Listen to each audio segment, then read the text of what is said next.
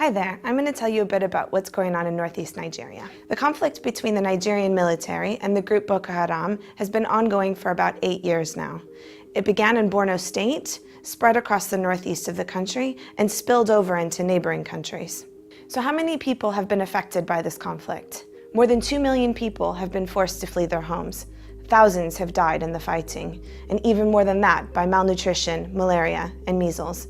In fact, no one knows how many people have died for sure. Humanitarian organizations like MSF haven't been able to work in areas held by Boko Haram or in areas that are contested by the two sides. So what help is MSF providing?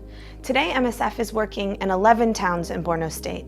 We run hospitals, we treat malnourished children, we treat disease outbreaks, and we provide water and sanitation services. Our teams have also distributed more than 2,000 tons of food, given the shockingly high rates of malnutrition that we saw last year. Last year, when our teams reached Bama, they found an entirely deserted town, except for within the walls of an abandoned hospital compound, where 24,000 people were living without adequate food, water, shelter, or medical care.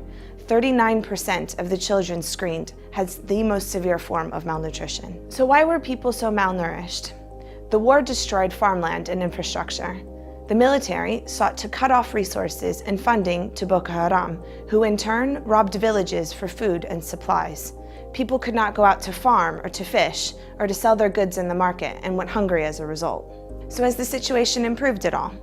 Since last year, UN agencies and aid organizations have arrived in the capital, Maiduguri, and have since as well gone out to the heavily militarized towns outside. Thousands of people across the state are almost entirely reliant on external aid to survive. But this is where we're able to go. What's happening for people in the countryside or in areas held by Boko Haram is unknown. We're very concerned there may be people out there suffering who we can't reach. So what is most striking about this conflict? It's almost as if it's a war without wounded. The majority of the fighting takes place in the countryside where outsiders can't go. The battle wounded we see are malnourished children and people without access to shelter, water, and healthcare. The ongoing conflict means that for millions of people, they have little chance of going home anytime soon.